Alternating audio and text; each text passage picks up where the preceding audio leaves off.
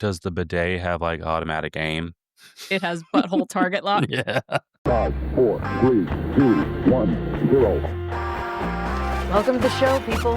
Welcome to the show.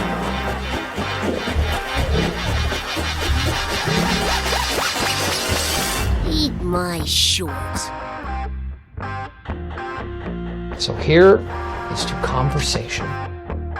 Tranquility Base here. The Eagle has landed.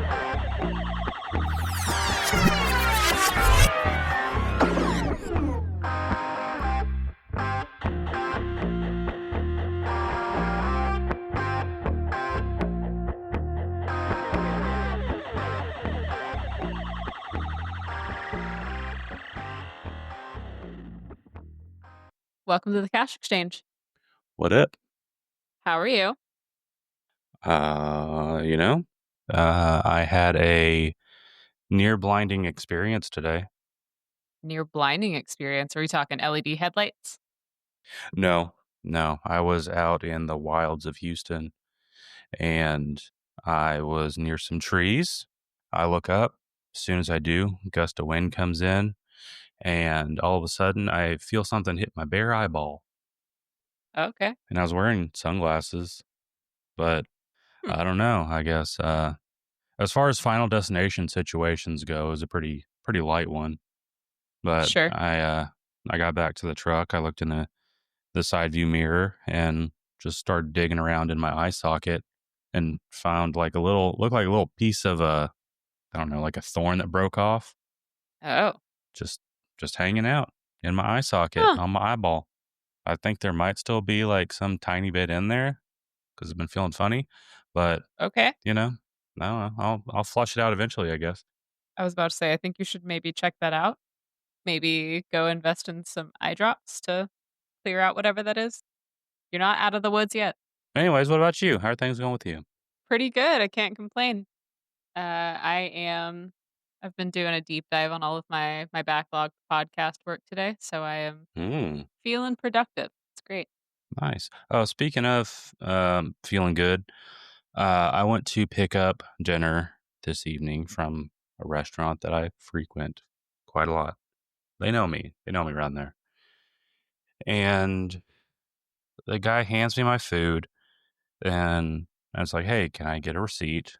Because you have to have a receipt to scan a code to get the points, even though I ordered the food on the app that the points would go to. Anyways, and so while he's getting my receipt, he says, so, how's your day going? Or no, he's like, so how are you today? And I said, not bad. He heard bad. Oh, man. So is everything all right?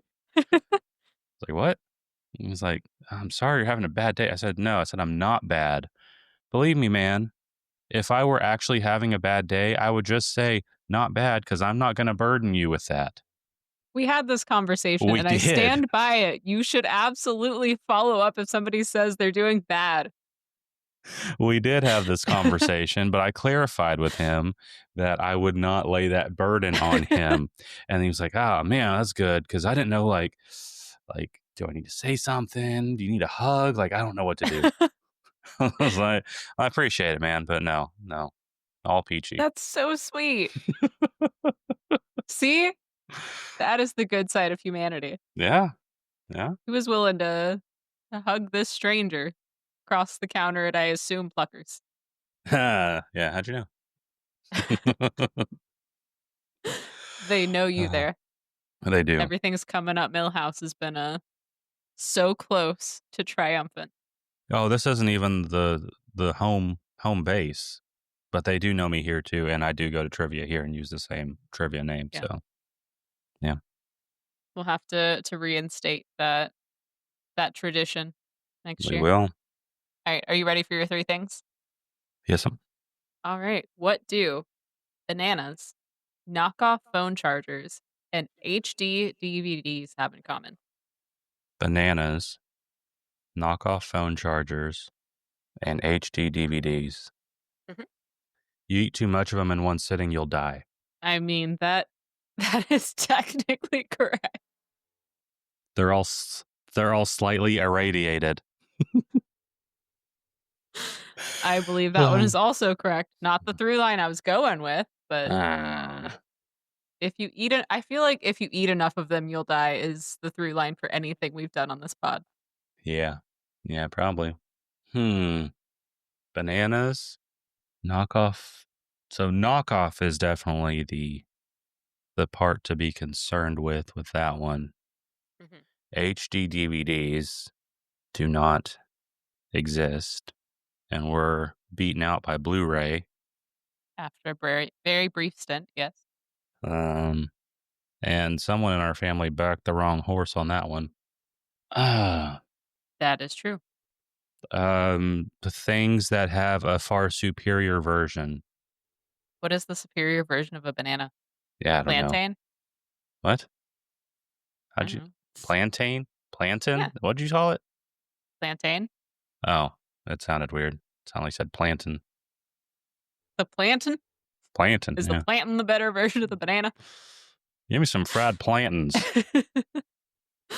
I am not that southern. Oh, man. Knockoff phone cords. Banana. Yellow. Phallic shaped. Phone cords. Thin. Spaghetti shaped. HD DVD. Boob shaped. But only in 2 dimensions. Front view only. Yeah, I don't know. I have no clue. I had an alternative 3 things for this episode, but Okay. I figured those would be too easy. Ow. Do you want to hear them since you're giving in? Give me the one most obscure one of the other 3. The other 3 don't connect to this one. Oh. It was 2 separate connections to our topic of the day. Oh. Okay, yeah, give me all 3 then. Okay. So, completely unrelated to bananas, phone chargers, and HD DVDs. The other 3 were Nature Valley granola bars, wishbones, and piñatas. Things that are meant to be destroyed. Things that are Correct. meant to be broken. Mm-hmm. Oh, planned obsolescence. Planned obsolescence. Hey-ya! What does a banana have to do with planned obsolescence? Bananas, knockoff phone chargers, and HD DVDs are things with a lot shorter of a shelf life than they should have. Oh, okay. Which is things with a similarly short shelf life based on a fun little thing called planned obsolescence, our topic for the day. I was right on track with the HD DVDs and I just abandoned it. You gotta verbalize these thoughts. This is an audio format. We can't read your mind. No, I said it. I said You said they were boob shaped. There was no other feedback for HD DVDs. Yes, I did. Because I said that they were beat out by Blu-ray, that they barely lasted at all because they got beat out by Blu-ray. That is true. That's what I said. Okay. So this episode is going to be my version of the Old Man Yells at Clouds episode. There's a couple of things on the list of upcoming episodes that we have that are going to involve at least one, if not both of us, being a little grumpy. So by the next time we do one of those episodes, I will have your Old Man Yells at Cloud picture done. All right. No, I mean I got plenty to say about planned obsolescence. It's stupid for one. Sure. But I can elaborate later if needed. I mean, I imagine it will be, but we'll see. All right. So a quick little bit about the history of both the concept and the term. The concept of planned obsolescence began with a literal light bulb moment. Yeah, I knew about those. Between the 1890s and the 1920s, the lifespan of the light bulb was increased from 1,500 to 2,500 hours. When they realized that the light bulbs lasted too long to be profitable, big companies like GE and Philips joined forces to create the Phoebus cartel, the world's lamest cartel, by my estimation, at least. I don't know. Not everyone uses drugs. Not everyone has use for S traffickers. Everyone uses light bulbs. So if you're asking me, pretty powerful cartel. This is true. They did impose very strict fines on any light bulb producer who went over the 1,000-hour bar that they set. I don't know if they were out here breaking kneecaps, but I don't think you call yourself a cartel if you're not willing to Edison was part of it. do some damage. He was famous for sending goons after people that were maybe not giving him his fair share. Yeah. Like, especially with the people that had to flee to LA to make movies because he literally had people coming to New York and New Jersey on these shoots. They'd get word of it. He'd find out and he would send people and they would go break their cameras and just beat up the people. So that's Huh. how we got LA to be Hollywood and where all the movies are made, because they were on the run from Thomas Edison and his camera company. Look it up. Edison was a dick. He was. He I have was. watched entirely too much Family Guy. Brilliant man, but also very nefarious, very greedy, very Sure. selfish. So the Phoebus cartel ended during World War II, but its effect lasted for several decades afterwards. In the 1920s, Henry Ford and GM played into this as well with the original stance that for Ford, the original stance that the Model T should be the only car you'll ever need to own. It even came with all of the things that it would take to repair the car yourself. But once they got a little ways in, and both GM and the Ford production company realized that no one was buying cars anymore, they started releasing all of these fun new models with cosmetic and functionality upgrades to incentivize throwing your old one away. So that's where we got the trim levels. Yes, Hmm. it was the Model T XLE. Hmm. I have never known what trim level I have on any of my cars. I assume they're the standard ones because I don't think I've ever gone out of my way to buy an above base level. Well, you don't have to go out of your way. They'll toss it on there. Now we've made it to where we actually got the name planned obsolescence, which was from the 1930s. It was in a book by a man whose name I just realized that I did not write down, but it was a suggestion as a way for the country to pull itself back out of the Great Depression.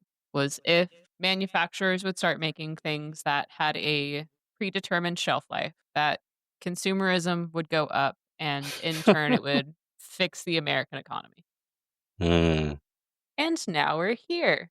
Yeah. Yeah. I mean, what was the initial idea for every product made? I guarantee you the initial idea wasn't, well, we can get this stuff a hell of a lot cheaper from China, so we'll just get everything from China. Yeah, I mean, I don't imagine that was the takeaway back in the 30s, but they had a So were there specific things? it was so he wrote an entire book on it, and I don't have a great deal of like that kind of specific information on it, but from what I read, it seemed like it was just a blanket statement for American manufacturers. Hmm. So it was a if you have a factory that produces toothbrushes, then you can make them so the bristles wear out faster. The American people will buy more of the toothbrushes and you'll have more work for the people in your factory to do. Well, and then you can also put out PSA saying, "Oh, you have to change your toothbrush out like every week." Do you know what kind of bacteria it creates unfreshness for the women folk? Yeah. Because everything back in that time was a threat against women's freshness. I mean, it wasn't necessarily a ploy for planned obsolescence or to boost the economy, but it was a ploy to uh, have people. I mean, and it is a ploy to boost the economy because it's a product that people didn't necessarily need, and they created an issue to solve this problem that didn't actually exist, like gingivitis with Listerine. So, yeah, I mean that's where all that stuff comes from, I guess. Same mindset. I mean, planned obsolescence was solving a problem that did exist. It just Yeah. Yeah. overcorrected. Yeah. I mean, that's a story of America, isn't it? The overcorrection. Sure.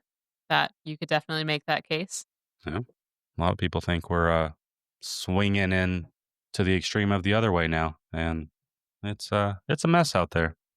Know what I mean? Yeah. I have no thoughts I'm willing to share on that out loud. Good, good, because a lot of people are too willing to share their thoughts on the internet. Yeah, no. Not a political podcast. Not gonna weigh in on it. I have thoughts. uh, They are irrelevant to this. What is relevant to this is fast fashion and IKEA furniture. Because we have so much overcorrected that we are completely dependent on fast and cost effective over sustainable and lasting. Do you have real purchased in a brick and mortar kind of furniture? Like, do you have actual like yes, things made out of wood in your yes. home? Dining room table that we used growing up came from brick and mortar. Yeah. Living room set. We have two entertainment centers. One holds a TV. One holds uh, a fish tank. Both of those were drop on your doorstep and assemble. Okay. Coffee table, same way. Bedding came from a store. Dresser came from a store.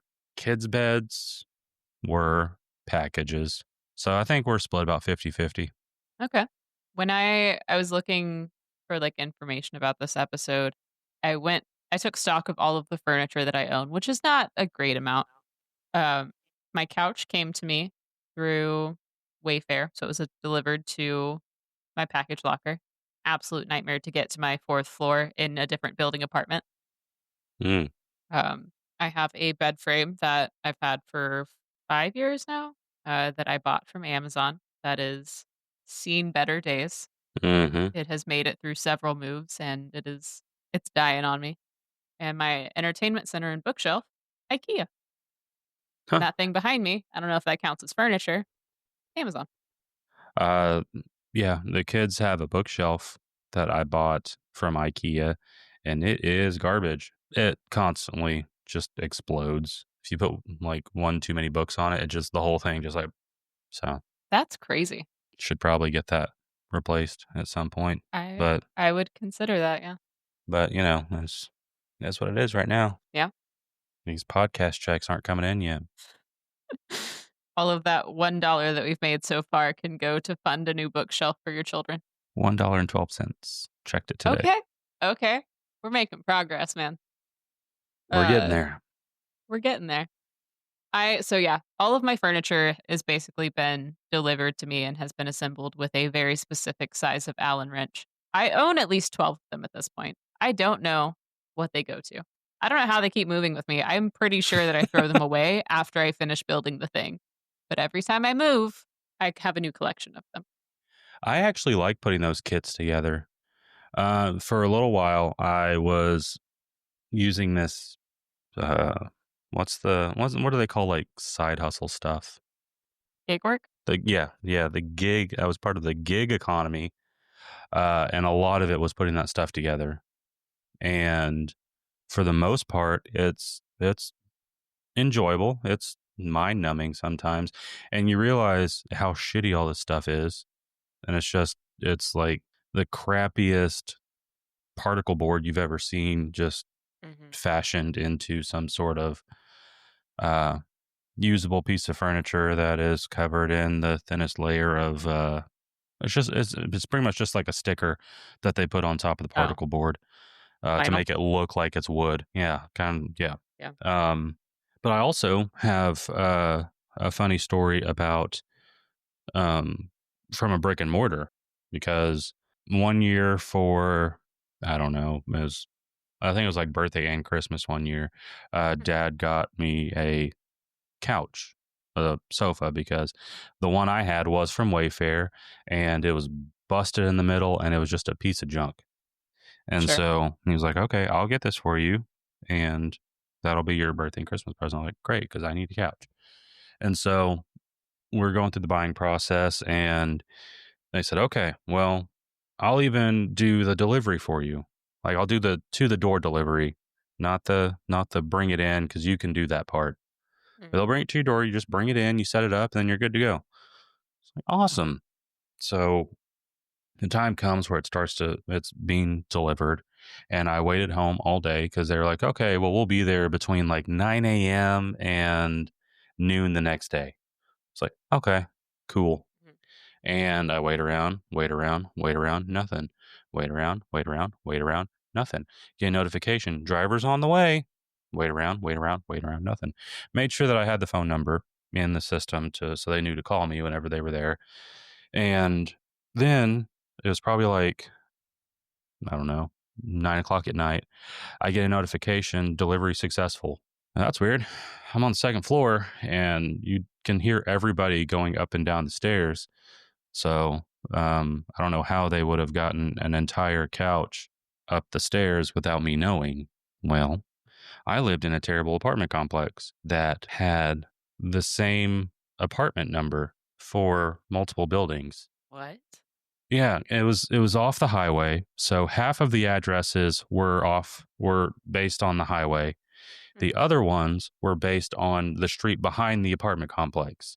I had the highway address with the apartment number. They delivered it to the apartment number with the back street address. And so I had to drive around to go find where they put this couch.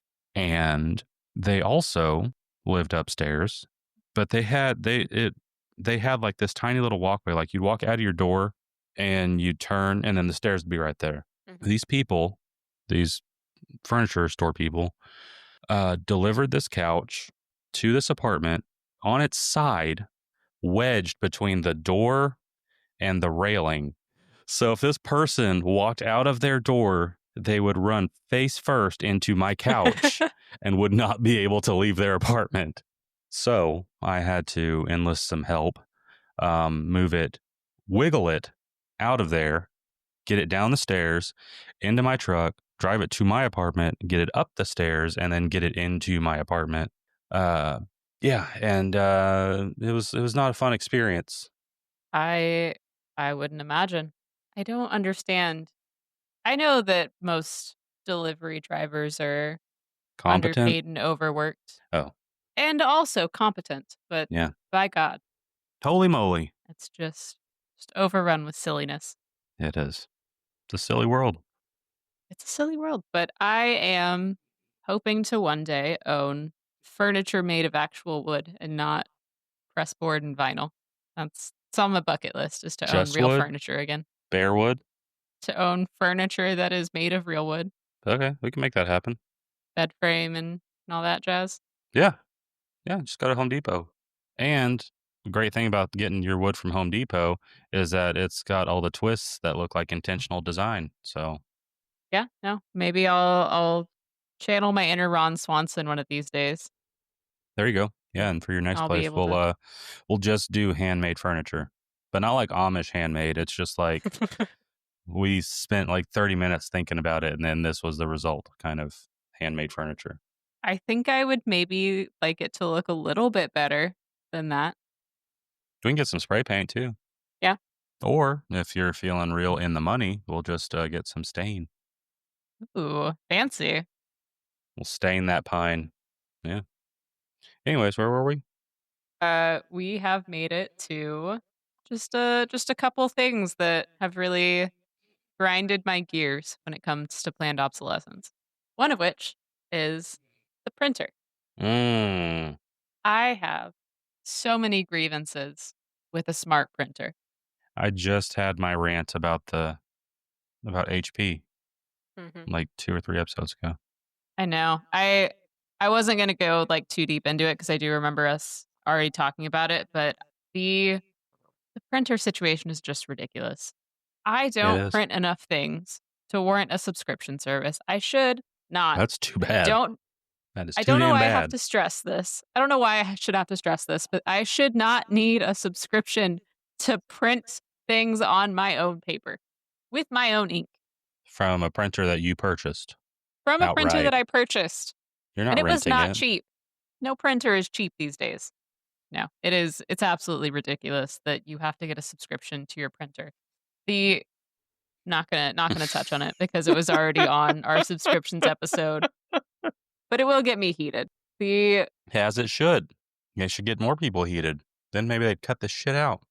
the only way to get through to the powers that be is to stop subscribing to ridiculous subscriptions. Yeah. Bring You know back. what I blame? Hmm. You know what I blame for that? Do you Hmm. remember in like the probably mid 2010s, where everything was a subscription box? Yeah. If you liked candles, you could get a subscription box. Yeah. Makeup, beef jerky, Dinner is a nerd things. subscription box now. I'm tired of this, Grandpa. That's too damn bad. The big bad when it comes to planned obsolescence is by far cell phones and tablets. Yes. When you consider replacing your phone, what is it that makes you want to switch or want to upgrade? On this last one, it was because it was dying. Well, I mean, I'd had it for a while. And as far as like average phone ownership goes, I think I'd had it probably 4 years, 5 years, Okay. Wow, something like that's that. not bad. The camera on the back was cracked, and it wasn't like egregious. It just showed up like sometimes if the light hit it right, you could tell in the pictures that there was a crack. But for the most part, it was fine. Other than that, and the battery. But I think mostly if I have a functioning product, then uh, I will want to trade because of like new features or stuff like that. Yeah. I switched from iPhone to Android 2 years ago, I think. Hmm. And the thing that eventually just motivated my switch over was just the fact that all of the iPhones that were getting released seemed like they were just carbon copies of the one before it, just with like forced to have larger capacities. But now they're Or orange. neat. Mm-hmm. They're orange and no Mm-hmm. longer include the battery. Huh? What? The battery that's in the iPhone Air is Uh-huh. so small. It has to You're be. supposed to buy it separately and then attach it to the back, creating a thicker phone than the actual iPhone. But you can use it without that, and you get like a solid 15 minutes of the world's thinnest phone. So It was only a matter of time until the battery was sold separately on one of these things. But oh my God, is that just nonsense? do you remember when? Because I had a BlackBerry Pearl, loved that phone, and if it started acting up, you just went to Fry's, which doesn't even exist anymore. You go buy a RIP. battery for like $15, plop it Yeah. in. It's like you got a brand new phone. Mhm. I remember I dropped my Galaxy S5, the ones that still had like the plastic backs. I dropped that thing so many times. If I dropped my phone without a case right now, I think I would shatter this $1,200 machine Mm-hmm. Yeah. as opposed to my little $400 maybe Galaxy S5. Yeah. Yeah. I mean, for Christmas, Emily and I got mom uh, uh, the battery in her phone replaced because she said that it was dying all the time. And yeah, it was 100 something bucks. And you have to like take it to the store. We had to drop it off and then go eat and then come back and pick it back up. Yeah. With my Pearl, you run into Fry's, you run out, you swap them out, you're done in like 10 minutes. It was a simpler time. And It you was a saved better 80 time. bucks. Yeah. Did you know that being able to take your phone in to get the battery replaced was also a peace offering from Apple after they got big time sued for planned obsolescence? Yeah. Yeah, because they had that whole scandal about intentionally torpedoing your phone. Mm-hmm. Like they would put out a update and they would be like, "Oh, but a side effect that we just can't help, that it just has to happen this way, is that all the older phones will run slower and it'll drain the battery faster." I didn't know that was their workaround for that. So so technically that's not the workaround because they never admitted guilt. They weren't officially actually torpedoing the phones, but they did pay $500 million to users of iPhones if you were eligible. Um, Apple came under fire for the same reason that John Deere and a bunch of other like really big companies have recently, which is based on the right to repair. Mm-hmm. The right to repair is a thing that is, I think, more bananas than almost anything that we can discuss. And that's like John Deere technically has the ability to shut off your machinery if you try to get it repaired by someone who does not work for John Deere. You pay hundreds and hundreds of thousands of dollars for this And you equipment, can't fix it. and they say that, hey, well, you know, only we know what we're doing. Like I know that you can get some guy under a tree somewhere taking apart your tractor, and he thinks he knows what he's doing, but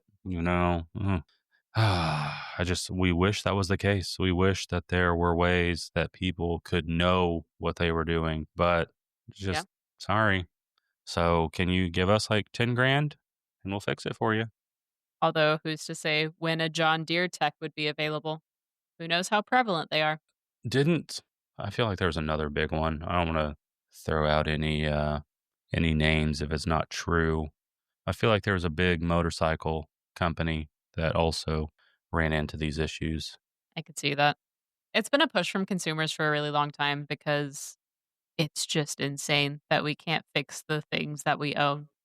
We've gone so far from 100 years ago getting a car that came with the tools to fix or replace anything that you need.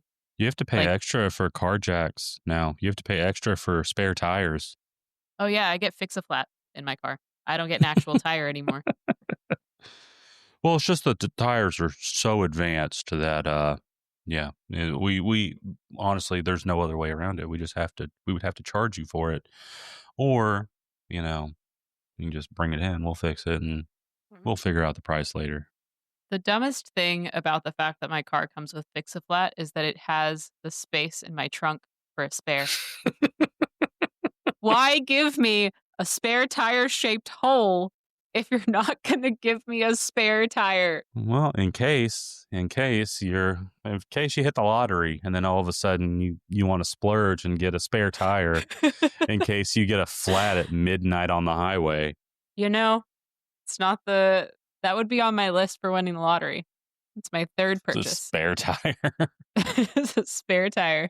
I'm not even getting a new car, just a tire for my little Toyota. I'm sure they have great financing options for it. Yeah. Only 36 months and it is mine. Oh, this world, man. I will say I've kind of fallen prey to the marketing on the iPad because I do really want to get a new iPad.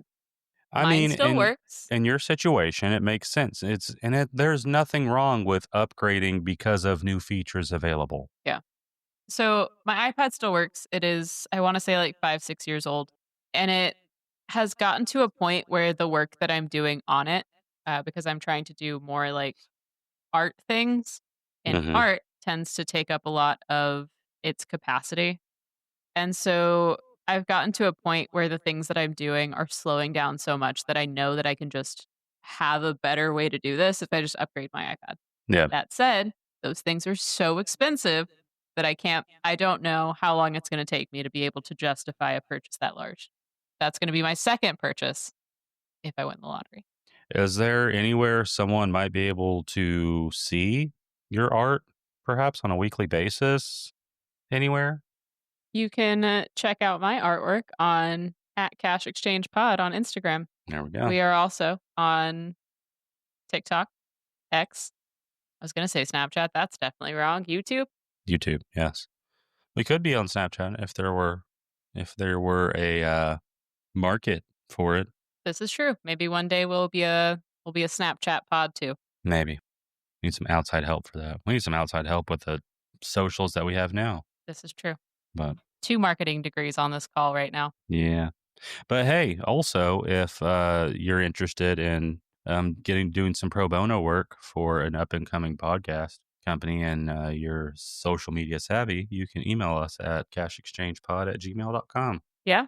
And And with that, we've checked everything off the list, and we may continue the episode. I will justify within the next year or so, I think, actually upgrading my iPad because the more that I'm asking of it, the less that it's capable of doing. I made a flipbook animation for this podcast, and it took me so unbelievably long because I had to pause after each frame played to make sure that my iPad didn't crash and I didn't lose the work that I was doing because it would have broke me as a human being. Yeah. Well, hey, if that time comes and you get that new iPad, I have Apple Pencil for you. Okay. It'll be birthday or Christmas present. You don't use your Apple Pencil? Well, I wanted to upgrade my current Apple Pencil because it has the barrel roll feature and haptics on it. What is the barrel roll feature? Like when you turn it, it like turns it can sense the turning, and so like whenever you're like drawing or something, like you like a paintbrush, so it would twist with the Oh, okay. yeah, and also like haptic feedback stuff on it. So that was going to be an upgrade just for feature's sake, like not because I actually needed it.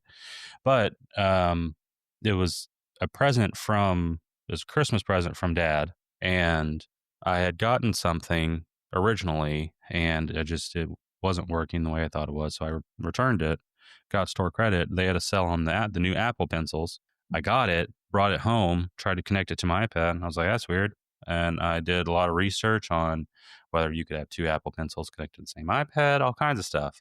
And it turns out that I didn't do enough research beforehand because the Apple Pencil I got does not work on the iPad that I have. So Oh. it has been sitting at home in a drawer in the box, completely unused. Okay. So That's unfortunate. I thought you were looking to upgrade yours sometime soon. I don't know.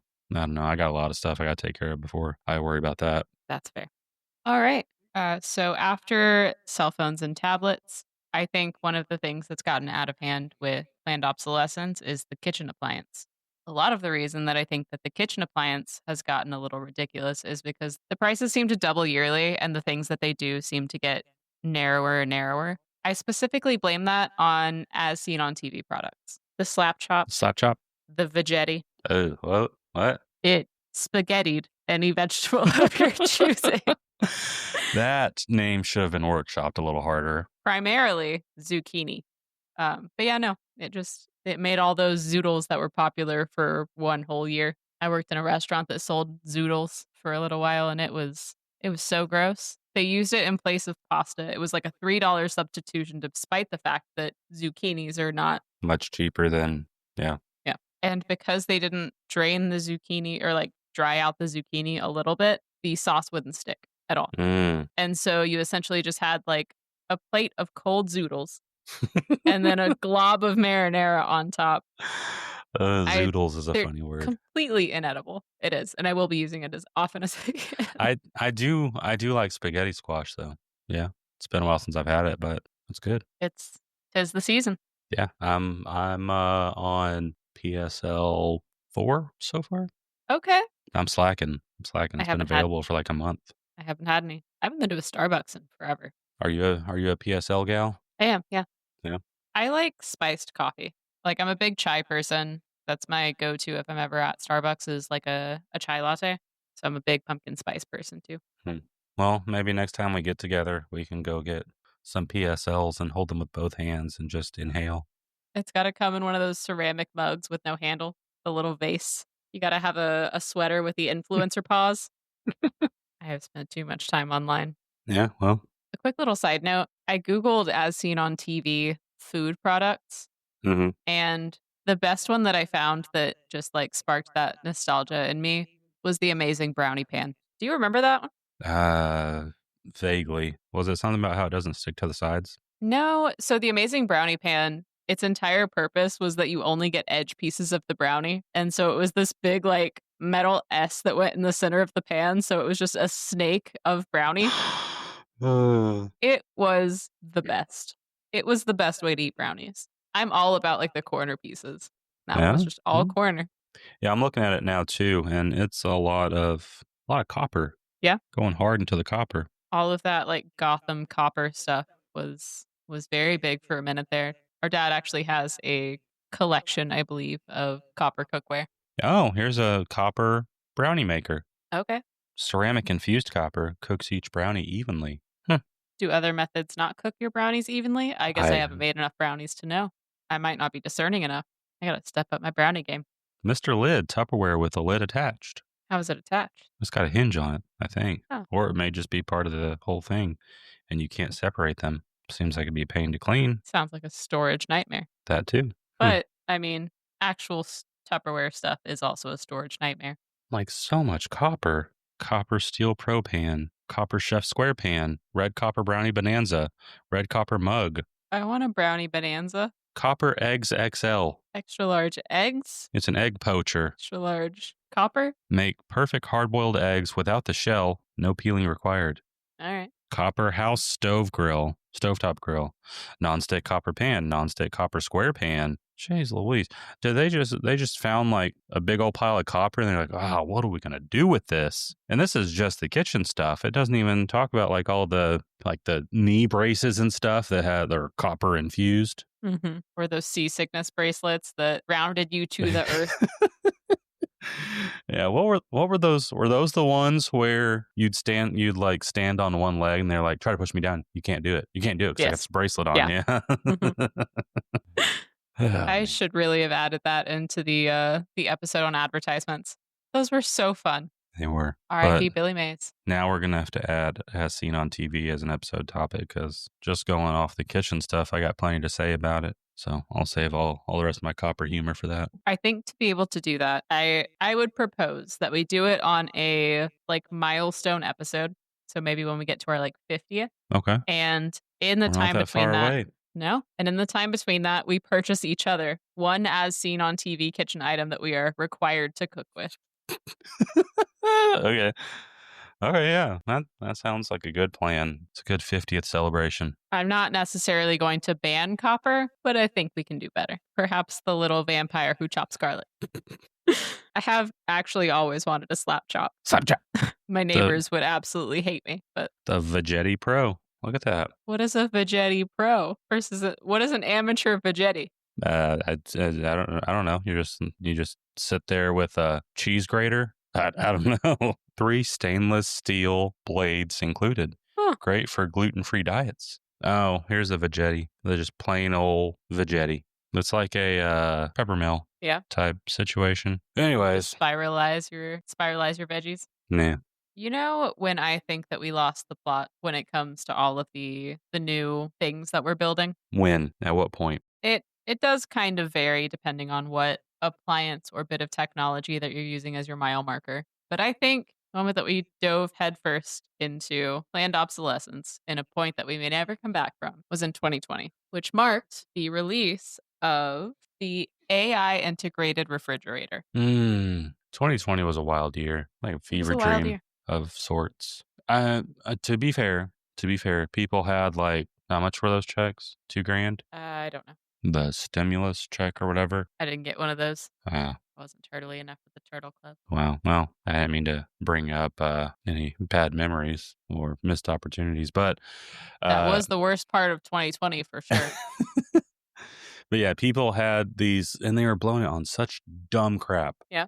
And so, I mean, it makes sense that that's the time that they would release an AI-powered refrigerator that would it scan the contents of your fridge and make a list for you? It would track what you were putting in and taking out of this refrigerator. It had a 32-inch touchscreen, built-in Alexa, and a family hub that allowed for image sharing. And yeah, it had AI vision. There was a camera inside the fridge that would constantly scan your groceries to see what you maybe needed more of. Was that the one that also had the screen on the outside that would show you what the inside looked like? Yes. Oh, man. That refrigerator, that would have taken 2.5 stimmies. It was a $5,000 fridge. Oh, I mean, if you're 2 adults and you have literally nothing else 2.5 to adults. spend that money on, then I guess why not? Sure, yeah. But oh man, I swear. But imagine getting to a place in society where you can spend $5,000 on your refrigerator and its technology will be outpaced in 5 years. when there are still refrigerators from 50 years ago that still do what they're supposed to do. There's nothing more frustrating than when something breaks down, you go to fix it, and then you find out that the problem is a computer chip or some nonsense like that. Old refrigerators, old dishwashers, old washers, old dryers, old air conditioners, all this stuff. Stuff I can fix no problem. You know what I can't fix? I can't fix something that's got a broken computer chip on it. Yeah. I remember a couple years back, Dad had a car with like the big display in the middle. Yeah. It needed a software update, and I think it somehow damaged the car when they were trying to update it because he took it into the dealership, and he ended up It leaving bricked it that up. dealership with a new car. Yeah. Yeah. Yeah. And it was more, I mean, he also really wanted a truck. And then whenever he got a truck, he was like, Sure. why do you have a truck? Why do you have a truck? I mean, he uses it now for the stuff that he does. But yeah, it was less of a headache for him to just buy a new vehicle than it was to figure out what was wrong with the radio. That is where we are in this world. I've talked about it a couple times, but I've been trying to like go backwards a little bit in technology because of how ridiculous most things are these days. I am so frustrated with the fact that I don't have a CD player in my car. He does. I want a CD player. He does in his 2019 Ram. Yeah. I don't know. It's ridiculous because he's got USB-C. He's got like 7 of them in his truck. You know how many USB ports I have in my 2017? One. How many? One of the fat ones, the USB A or whatever it is. Yeah. I got one, and he's got like 19 of them. He's got one up on top of the dash. He's got them underneath the radio. He's got them in the console. He's got them in the back seats. He's got a CD player. He's made to be an Uber driver. Yeah, he's got heated and cooled seats. It's ridiculous. He's flying too close to the sun. He is. I have one USB-A or 2 USB-A ports, one USB-C, and a wireless charging mat that does not fit my phone. I don't have any devices that I can use on this little charging mat. I strongly dislike wireless charging mats because usually you have to take your phone out. Yeah. And I'm not a psychopath, so I have a case on my phone, so I can never use it. Yeah, no, it's a complete non-starter. Also, they're never at the right angle to actually stay charging. I found, or maybe I'm just getting like the cheap ones. I don't know, but I am not a fan. Yeah. I wrote the word obsolescence in my document at least 10 times. I don't think I spelled it right once. There are too many letters in this word. The first couple of times Google Docs did the little like gray line under it, like, are you sure? You sure about that? Let's double check this. I got later in the document and it just started fixing it for me. Like, Enough she's not with the going to get better. It's like this, you idiot. Oh. All right. Do you have anything else? Because I have a little game for us to play. Ooh. I mean, we already talked about the fact that it's been alleged and Apple did not accept blame, but also made things as, well, I mean, okay, fine. Okay, we'll do this. But just to help out our customers. But there's also like the fact that companies that have already gotten your money for a product, especially a laptop, all like technology-based stuff, will just say, yeah, we're not offering support for that anymore. And in fact, after this date, it essentially just becomes a gigantic calculator. That's going to be all you can do with it. Because it's too dangerous. It's too dangerous because we can't keep updating it with the how the world is going and all the things that could take your privacy, all that. Like, we can't. So we don't want to leave you susceptible to that. So we're just going to make it to where you need to buy a new product or you just can't use this one anymore. So yeah, laptops and stuff, they'll sunset whatever operating system because, this is a new one and won't be able to use this one anymore for your safety because we can't keep updating it. Cars do not last anywhere near what they used to. Like on the last episode, we talked about how after 100,000 miles, which isn't that much when you're paying $40,000, $50,000 for a car, After 100,000 miles, you have to pay 10,000 to get the battery swapped out or Yeah. whatever it is. It might not be 100,000 miles. It's a big milestone these days if you get to 100,000 miles in a vehicle, though. Yeah. One, because if you have the attention span and you have the wherewithal to stick with a car and not get blinded by things that glitter, Fun new toys. yeah, then you will be lucky to make it to 100,000 miles and not having some catastrophic failure on it. Like I've been real lucky with my truck that I haven't had anything major go out on it. I did have a random coolant fitting, like metal fitting that just exploded one day. Oh. I started smelling something.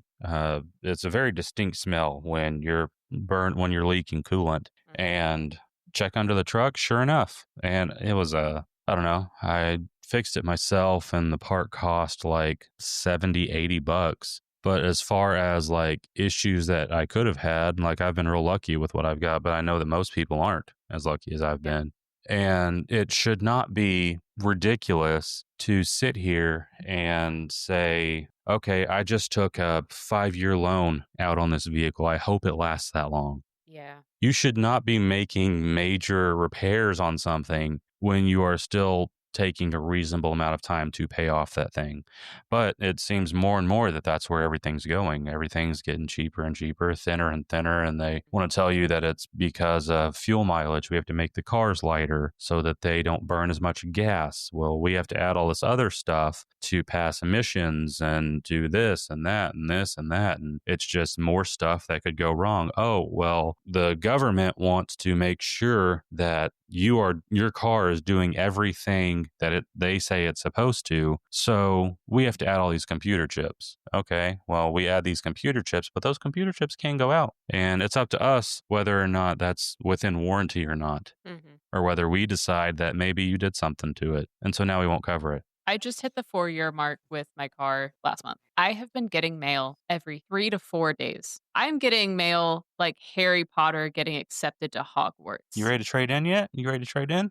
I've been getting calls from the dealership that I bought my car from at least once a week that's like, hey, so you've hit your anniversary. Are you ready to trade up? Have you seen the 2025 version of your car? You could be doing like $500 a month, it's not bad. My favorite no. My favorite call is like hey, so we know that you came here like, I don't know, 4 years ago, 5 years ago, and you bought a Ram. Well, oh my gosh, this is so, okay. So we are in desperate need of a Ram. Your Ram. Like, would you be like, we could get you in something great, but we just really need this Ram. Like, we've got this deal and it's all contingent on just getting this Ram. Can you think we can work something out? We'll give you a great deal on something else. Come on, leave me alone. They want to make you feel important. That's why they make you sign a blank slip of paper. Let me keep my USB-C-less, CarPlay-less vehicle and be happy about it. Yeah, I'm riding this one till the wheels fall off. If it happens literally, I don't have a spare. So.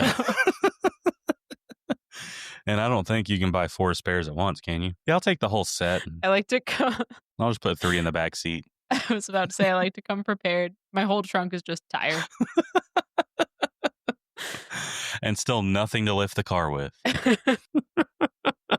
I'm not a smart man. Yeah, no. I don't have any plans to upgrade my car, despite the fact that I think having wireless CarPlay would be very cool. It would be cool. Having any CarPlay at all would be neat. So it is. Maybe think about that. Neat. I will say, I will make one small concession to you. Apple CarPlay is leaps and bounds better than Android Auto. That's it. That's all I'm giving you in the Apple camp. Interesting. It is. Yes, it is light years better. All right. Are you ready to talk innovation or idiocy? Oh, is that our game? That is our game. All right, let's go. It might be more of a debate than a game necessarily, because I had an idea originally, and that was to create a mixed list of 5 AI integrated things that I personally believe are ridiculous, and 5 AI integrated things that do not yet exist. But as I Googled a great many of the things that I thought wouldn't have AI integration, I found out I was depressingly incorrect. There are AI-powered bidets that will track I don't remember specifically what those track. There is an AI toilet in the works that is made to track your gut health. Don't know how that works. Don't want to know. That one's based out of my current hometown of Austin. It's called the Mm. Throne, and I will be keeping an eye out on it because I'm very curious. But yeah, no, the more ridiculous things that I looked up, the more I realized that I couldn't find 5 things that didn't already have some kind of artificial intelligence. Maybe does the bidet have like automatic aim? It has butthole target lock. Yeah. Huh? I like to think so, yeah. It changes Oh. the water pressure, the water temperature specific to I think it's like a retinal scan. And you sit down. "Oh, hey, how you doing? Welcome back." How does it know? It's like the rings on a tree. I mean, do we know with any kind of certainty that they're not like fingerprints? It's not I a unique to the person. Anyway, I could not find enough ridiculous things that did not actually exist with AI. So I have 5 AI products that do exist, and we're going to talk whether they are innovation and they are going to replace their dumb counterparts and make them obsolete, or if they are idiocy and will go the way of Google Glass. Okay, before we start this, I am very pro automation, smart home, that kind of stuff. Okay. Where are you in that? Deeply against it. Mhm. I don't think we'll get into a couple of them in this list specifically, but I don't think that I need data on every single thing that I am and do. Okay. I understand the point of Ring cameras. I understand why they are a great thing to have. I also Mhm. don't really need to see every time that I come to my front door. I don't need to watch myself unlock my front door. So if it were smarter and were able to recognize you and didn't give you a notification of that, then you would be on board with it? No. So I think the point is that I don't personally see a lot of the things that AI is used for Mm-hmm. as things that really benefit me. Like I don't feel like I am worse off because of the way that things have been prior to them being integrated with AI. Like Mm. the fridge that I have, perfectly fine. There is no possible reason that I think it would improve my life that I no longer have to look at the vegetables in my refrigerator before I go shopping. It takes a minute of my time to check before I leave my house. Devil's advocate, and by devil, I mean advocate for myself, am notorious for not remembering what we have before I go shopping. And so I end up getting everything I need for whatever I'm trying to make. And then we have doubles, triples, quadruples of things. Okay, sure. Do you make a grocery list when you go out to get groceries? Sometimes. Maybe. Sometimes I leave the house and I'm like, you know what? No, it's like 3 things. I'll remember it. And then I get there You're and I'm going to like, measure it with your heart. wait, did I check the eggs? I saw an egg carton. Did I check how many eggs were in the egg carton? A gallon of milk, a loaf I of did bread. not. Well, I guess I better buy 24 then, just to be safe. Yeah. And just like that, it's Easter in September. And then a week later, I need eggs. I wish I'd checked how many eggs we had. Better buy another dozen. Omelets for dinner, kids. Eggs for everything. You got a neighbor you particularly hate? Let's go. We don't talk about them. I would still argue, despite your devil's advocacy, make a list. Look at the things in your pantry. You have a general idea of what you're cooking. How many times should I check it? I mean, I believe in going the Santa Claus route. Check it twice. Okay. Maybe I'll get around to that at some point. Maybe. At this point, I think it's just too late for me to change, you know? Yeah. So, Would it not be a change if you got an AI integrated fridge and it was suddenly doing all of your grocery list for you? A lazier change. I could just connect it to whatever, Instacart. And then I could hire someone that will take the groceries from Instacart at my door and then put them into the fridge. Which, I mean, really is the only reason I had kids. So they're built in. Yeah. But one of them put milk in the pantry, just being absent-minded. The other one would put milk in the pantry just to mess with me. I think both of them are in both of those camps. And the third one would try her best to get it to the fridge, but then would trip and milk would be all over my floor. A kid after my own heart. Maybe we're not there yet. Maybe I still got to get outside help for that part. Sure. That's But- when you call in the fiance. No, yeah. As you live your best Wally life. I have to do nothing. I mean, yeah, I don't have kids, so maybe I should invest in a $5,000 refrigerator instead so that it There you go. can do all of the work for me.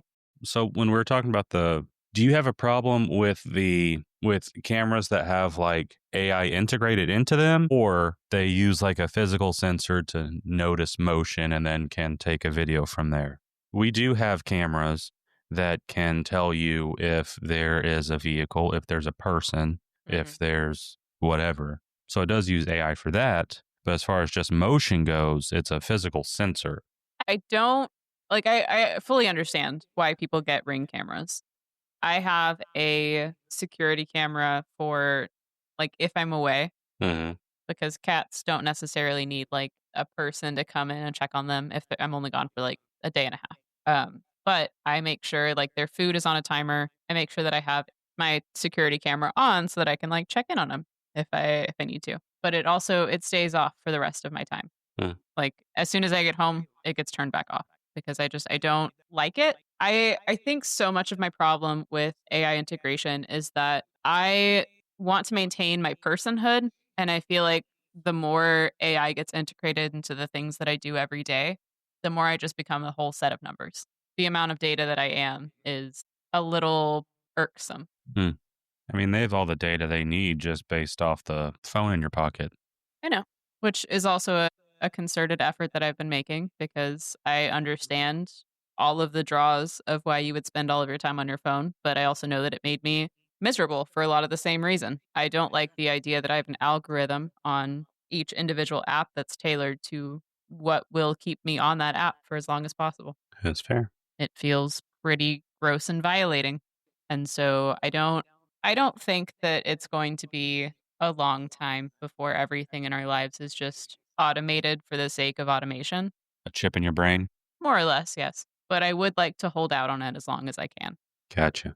And on that note, on to the game. Innovation or idiocy. The AI-enabled oven, which uses AI to recognize dishes and adjust the temp and cook time automatically. It also includes an interior camera to track progress from your phone and create time-lapse videos for your social medias. Innovation or idiocy? I would say innovation. Okay. I am so bad at cooking things in the oven, and I always feel like I have to like peek in on it just to make sure that I'm not messing everything up. Like baking, forget about it. Can't do it. I burn something or undercook something, and then I keep cooking it because I think it's undercooked, and then I ended up burning it. So if I could get some help with that, then that's just fine by me. So much of baking is just contingent on you sticking a toothpick in and it coming back clean. It's a pretty easy mile marker. The wipe method. Just keep Yes. wiping until it comes back clean. Ew. Think about that next time you're baking a cake. How do you feel about it? I understand the validity of it because I am a very anxious cook. I am always convinced that I have either condemned myself to salmonella or I have burned the absolute hell out of my chicken. I have no middle ground because the only way that I can mentally eat chicken that I make is if it looks like it's been charred. If it's overcooked? That is the wrong take. And so I also acknowledge in this specific instance that it would be a great help to me Okay. if I had something that was just going to like adjust the temperature and time and all of that stuff for me. And does this exist? This does exist. Okay. So how does it know to adjust? Like I know that it can get like the pan, but what information do you have to give it in order for it to do that? Can it read the internal temperature just based off of AI? I genuinely have no real idea how it works. What it gave me were the like punchy cliff note release kind of things. Because I do want a set of like the Bluetooth probes that you just pop in there, and then you put your food in like the smoker or whatever, and then you can just constantly keep track of what the temperature is. It doesn't work if there's steam. Okay, come on. That is very cool. I will have to look that up and get back to you. It can't read through aerosoled water to get a good reading on everything. That is so dumb. My time-lapse videos are going to be foggy. Idiocy. I'm going to sue Samsung. Idiocy. I'm changing my mind. Idiocy until they hammer that out. So the takeaway that I had from this one specifically was that I get anxious when I cook. It would be really cool to have something that just like takes that worry away from me. But it also is a thing that I know personally that I should just know. I don't cook enough is the takeaway that I have. I should know better how to cook and to know when to take a thing out of the oven. And takeaway is the reason you don't cook enough. You're absolutely correct. And so like I know this is a personal defect and not one that I feel willing to offset with AI. Also, I think having time-lapse videos for social media is stupid. I understand why they're there, and I do watch a good amount of cooking videos, but I think having a feature of your oven be that you can make an Instagram reel with it is idiocy. It's actually something that I wondered sometime earlier this week. I saw a video of a woman baking cookies and it showed you from like ball of dough to the whole cooking process. And I was like, how do they get that? How do they get that view? How do they record this? And now we know. Huh. Still idiocy until it can cut through steam. Stupid. Do you want to venture a guess into how much this bespoke single wall oven costs? Bespoke. That means they're tacking on a couple grand in the wall. Single or double? Single. Single. I am going to go. Remember, the crazy AI fridge was only $5,000. Oh, okay. If it did your grocery shopping for you and cooked all of your things without you having to lift a finger. $8,050 and $1. Price is right. Nope. Too high, too low? Too high. Oh, $5,000. I will give you a hint. It is cheaper than the fridge. Oh, okay. 3,200. 26. Okay. It is $2,600. I mean, what does a regular like glass top stove oven go for? I want to say like 600-700. Okay, so you're still paying a premium, and I'm assuming since it's in wall, you don't get any kind of like cooktop. Yes, it's the 30-inch in the wall oven. There's a Whirlpool electric cooktop. Just the cooktop, $900. Is it AI integrated? Will it turn off whenever my pasta is done? No. I mean, it just looks like a glass top stove. Interesting. Well, I was way off on that one. Last time we were in Nebraska Furniture Mart, we looked at like the chef kitchen stuff, Mhm. and those go for 20, Yeah. which is dumb. There have been discussions about things like that in my household. Like Not one day in getting them. we're gonna, I mean, ideally, in the perfect world. Are you a pot filler girl? Hey, what? Are you a pot filler girl? Are you gonna run another water line from the sink so you can fill pots on the stove? I do think those are incredibly cool, but I think it's a level of rich I never aspired to be. It's so far out of my reach. Nate and I were actually talking the other day about what I think is a rich person's kitchen. And it is where everything looks like a cabinet, where you can just like open a cabinet, boom, trash can. Open a cabinet, surprise fridge. Open a cabinet, pantry. I do want a trash compactor. I think they're so cool. It's And what I mark cabinet as a one. rich person. Yeah, they are neat. One of these days. One day. All right, your next item is an AI toothbrush. It tracks Dumb. where you brush and gives you real-time feedback. Dumb. Straight up idiocy. Paying $100+ for a toothbrush is stupid. Yeah. Trust yourself. But it tracks coverage, pressure, and brush time. Okay. You can do 2 of those by just saying, did I get it? Yeah, I got everything. And then you can do what my children are smart enough to do. Alexa, set a 2-minute timer every time before bed. And they brush their teeth. It goes off. And then they're done. Voila. It's like magic. So flat idiocy on Straight up the idiocy. toothbrush. Okay. Devil's advocate. Okay. While I do think this thing is still idiocy because I can't imagine a level of features that would ever make an AI toothbrush make sense. I don't have dental insurance. And so if my forever payout is just what it would cost for this toothbrush, there is a chance that I could be persuaded eventually. Or is there cavity detection? Does it pop out the little mirror while it's in there? Just give you a once over?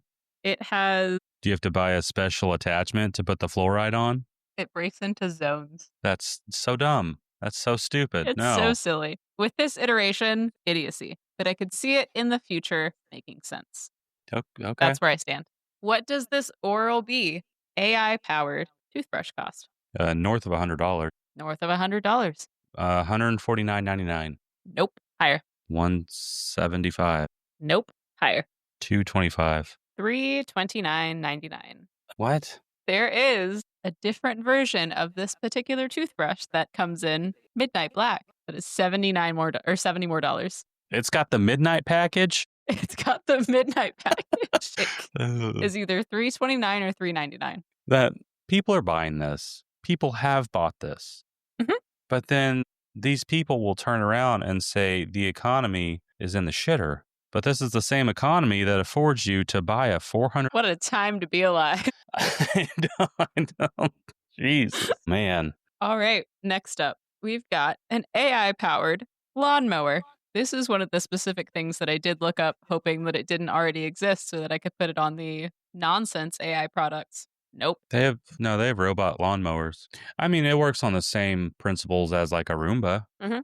I think giving a robot spinning sharp blades might be a bad idea. I think that that's probably the first one that's going to turn evil. And then you're going to have like a Final Destination bloodline situation on your hands. Yeah. But before that happens, you're going to have the best lawn in the neighborhood.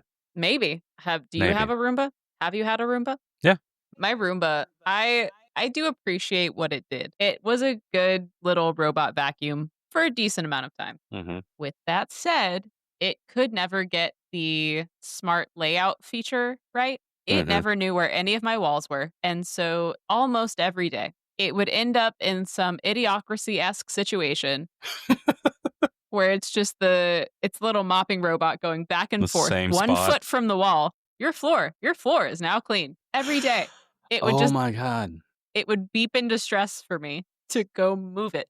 I don't think that I have talked about this on the podcast, but there have been multiple times where I've gone to this establishment and there is a robot mop, and it goes around the store and it says something along the lines of, "We are keeping the floors clean for you. Thank you for shopping at. We are keeping the floors clean for you. Thank you for shopping at. We are keeping the floors clean for you. Thank you for shopping at." Over and Costco, over I and love you. over again. Exactly. That's exactly what it reminds me of.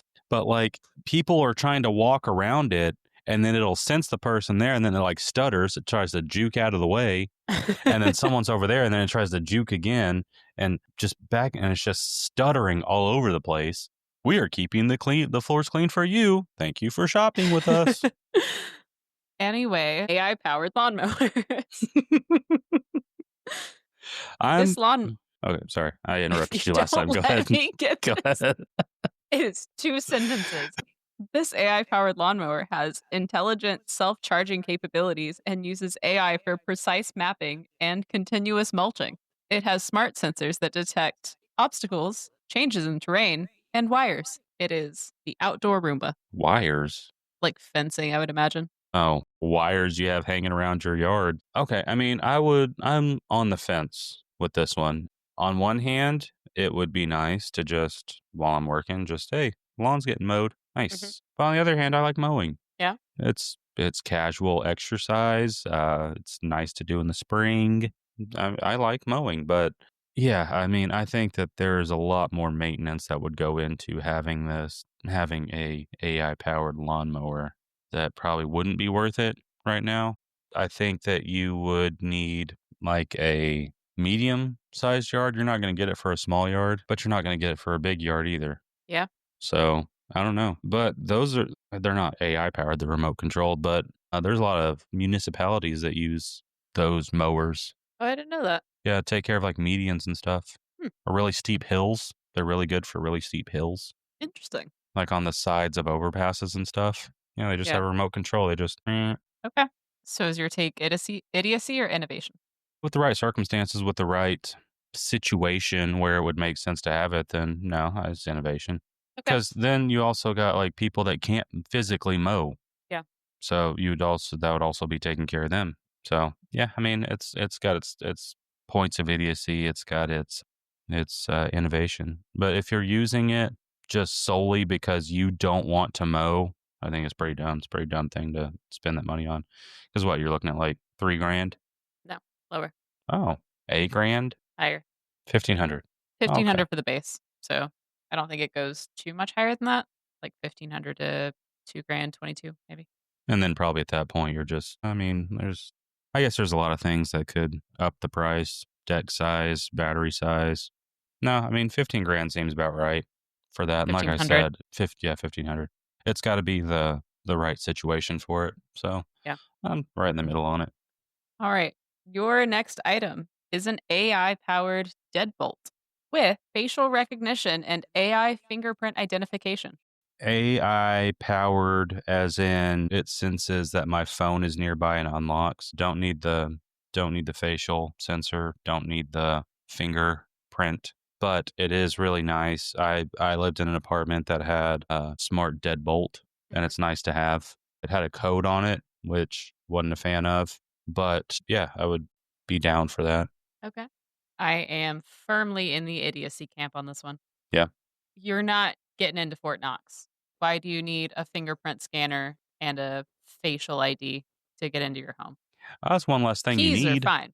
I guess. Keys are fine. Especially like if you have a Tesla and your phone is your key or whatever the card, whatever it is, don't have a physical key. Mhm. So that's one less thing you have to carry around. And for guys, we have very limited real estate as far as holding things. We don't have a purse that we can just put mountains of nonsense into. Receipts from 6 years ago, 7 different makeups that all do the same thing. Probably some hard candies that you got somewhere because I think they just come with every purse. How do you not have the upper hand when it comes to storage? All of your pants come with pockets. Okay, so get pants with pockets. Problem solved. That's a lot easier said than done. They still don't make a lot of women's things with pockets.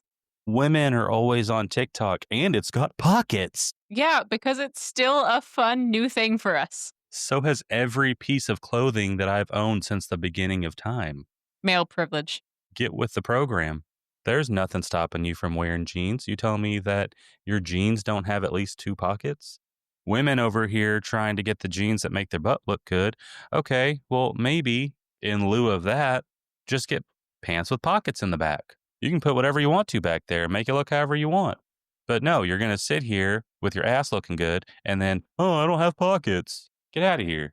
First of all, in a lot of the pants that I have that do actually have, like, maybe they've got 4 pockets, they probably have 2. A lot of them won't fit my whole phone. They're still built for the flip phone era when things Well, were wider and not as long.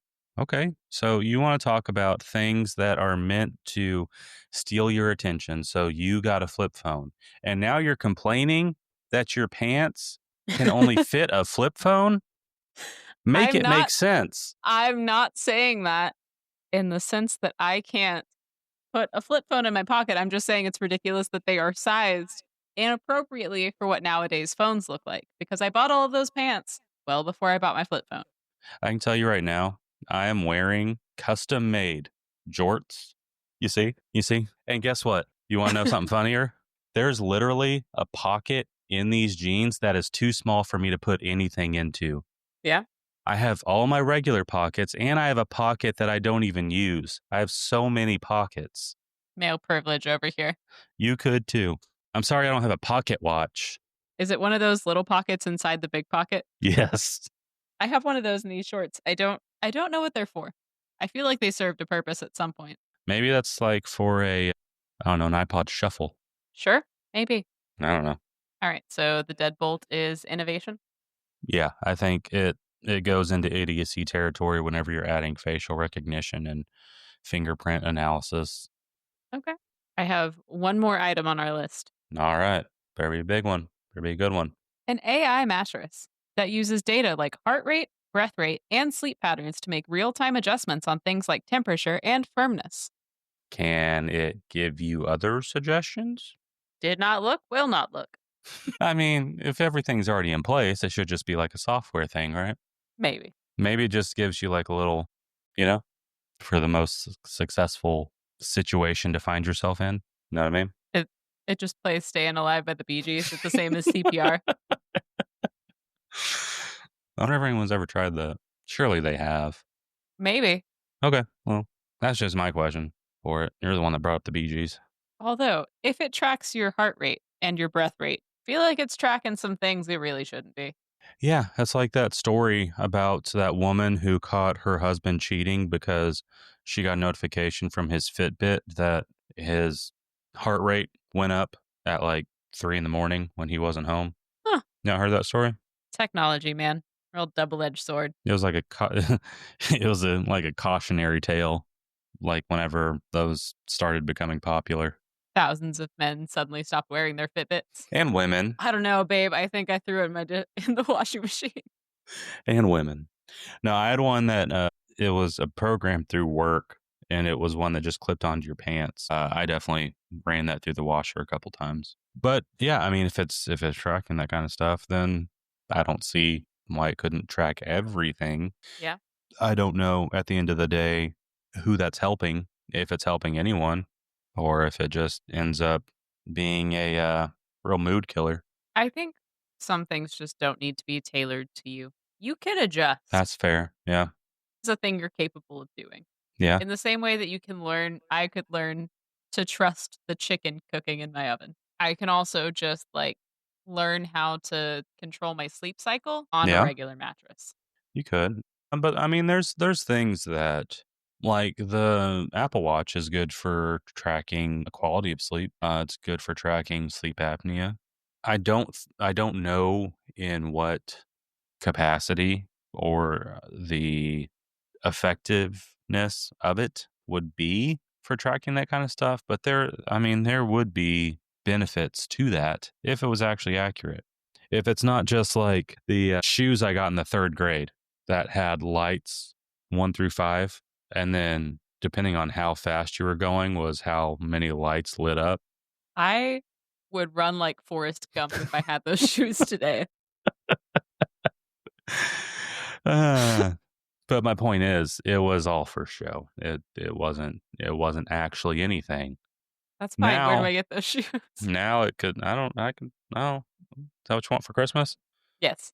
Speed sensing shoe. If they're AI powered, no. But then there was also Nike released their own smart shoes at one point that connected to your phone and could give you stats like that. There was also one. They also had a line of shoes that had the thing cut out so that you could just take out the insert and slip it in, put the insert back in, and it served the same purpose.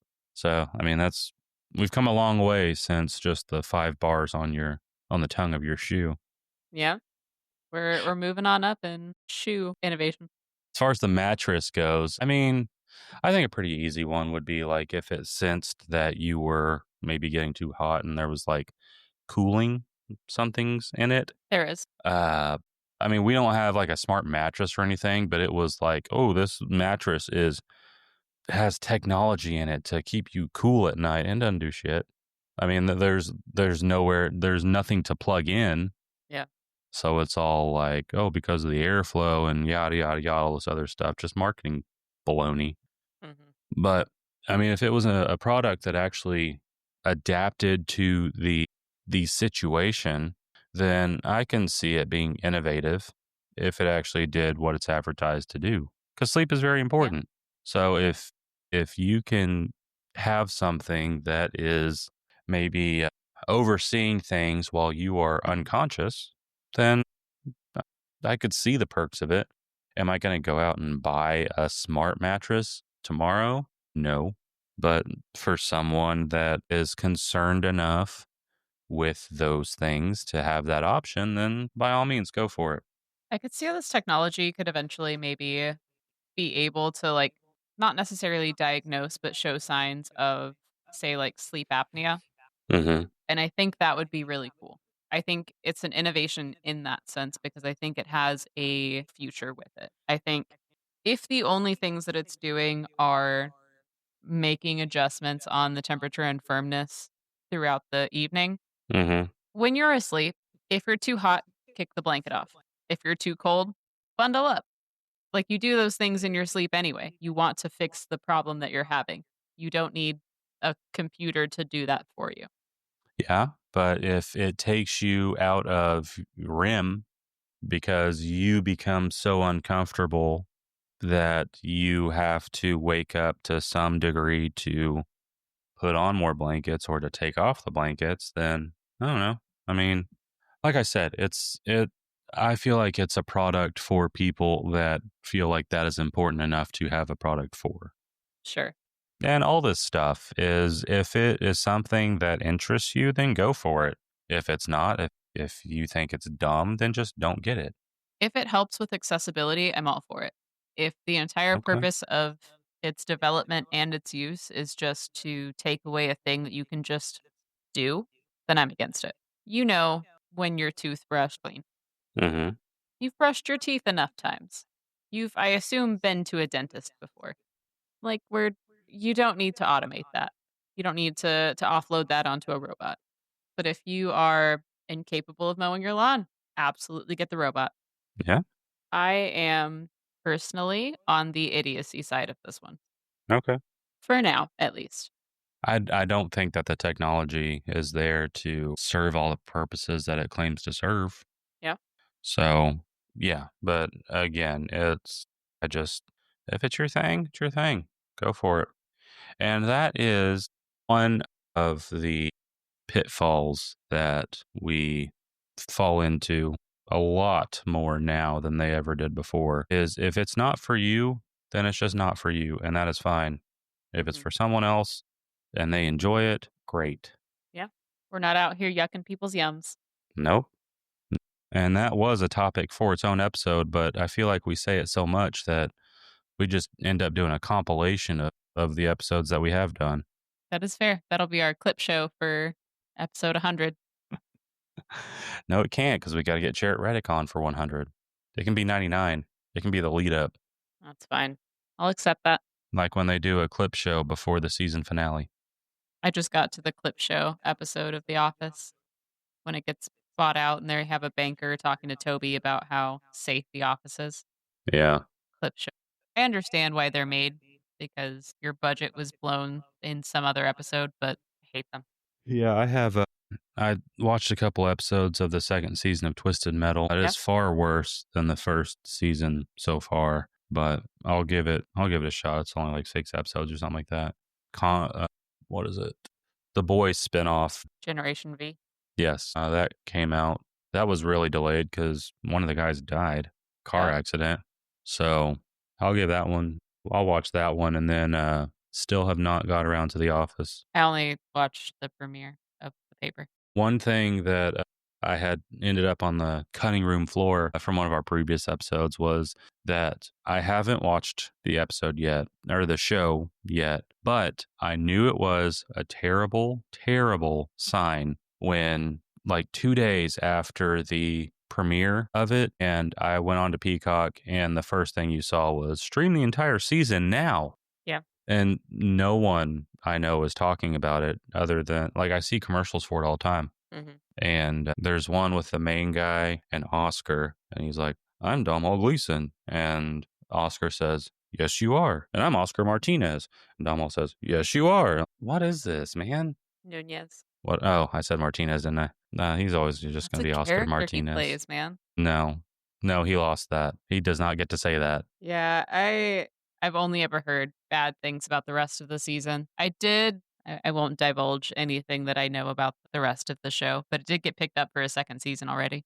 Oh, It got picked up, I think, man. the week it got released, which more power to him, I guess. Did you see Nate Bargatze hosted the Emmys? I did. And did you? He did the Washington skit, but he was, what's his name? Guy that created the TV. Earl Television. No, it's Farnsworth.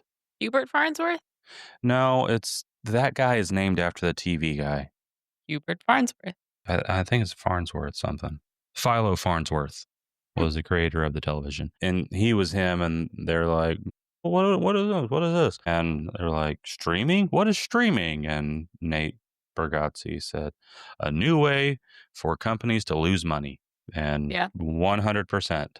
And that is very indicative by the paper. Yeah, Having not watched it, but knowing enough about it to make an informed decision. that's fair. But all right, you got anything else? What do you think that the queen-sized version of an AI mattress cost? 9,000. Close. Higher. 10,500. 10 flat. Or I think it might be like 10 2. So you're close. Silliness. They make it up to a California king. Now I want to know how much that costs. I don't know what the price of that one was. I think it was like 15 grand maybe. Dumb. A lot of silliness. But that is all the things I had. This episode lasted significantly longer than I thought it would. Final thoughts. If you have bought a thing, especially if it is an expensive thing, do your best to avoid the marketing for the new version of that thing. I wholeheartedly agree with that. What you have is fine in most cases. And if it's not, replace it. No shame. Yeah. You do you, ma'am. You do you. That's all I got. Well, as far as for me, AI does not need to be in everything. Things don't have to be smart. Things don't have to talk to each other. But if that's what you're into, then go for it. But just know that China sees everything. China knows everything. And every time you connect something else, I do not like this little ASMR. China. No. Absolutely not. And with that, We're out. Peace out, Girl Scouts. we'll see you.